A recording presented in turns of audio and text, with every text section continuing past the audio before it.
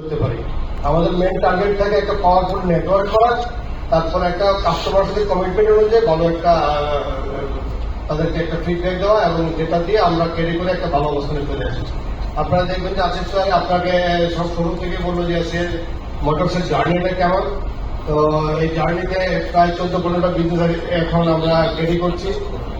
এই প্রত্যেকটা বিজনেসে বাংলাদেশে হয় কোনোটা এক না কোনোটা দুই, এরকম মোটরসাইকেল ইন্ডাস্ট্রিতে আমরা ছিলাম 10 নম্বরে আজ থেকে 6 বছর আগে, এখন আমরা 1 নম্বরে। তো অ্যাকচুয়ালি এই যে জায়গা এটা মানুষের কাছ থেকে, এটা অ্যাকচুয়ালি মানুষের আস্থার জায়গা থেকে হয়। তো আপনারা আস্থার জায়গা ক্রিয়েট করছেন মানুষের মধ্যে। অলরেডি আমি দেখছি যে আপনার চাইনিজ সেগমেন্টে 1 নম্বর, টোটাল সেগমেন্টে 2 নম্বর, আমরা একটা জায়গায় চলে এসেছি। এখন যেটা হচ্ছে, এখন এটা আপনার এবার হচ্ছে যে ফ্যাক্টরি হচ্ছে, আদার্স যে সেট আপ গুলো হচ্ছে, তারপরে দেখবেন যে এরপরে যে স্পিডটা উঠবে, এই স্পিডে আর কেউ ওই জায়গায় আপনাকে টাচ করতে পারবে। তবে আমাদের যেটা দরকার, এটা হলো কাস্টমার সাথে কমিটমেন্ট।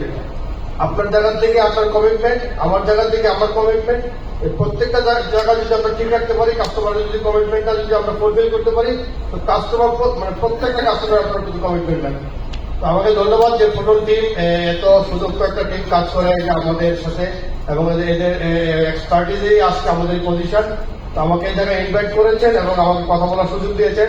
আর আমি এরকম এরকম গুরুত্বপূর্ণ মানুষের সামনে দাঁড়িয়ে এই দুটো কথা বলতে পারছি। আমি আবারও কৃতজ্ঞতা জানাচ্ছি। ধন্যবাদ সবাইকে।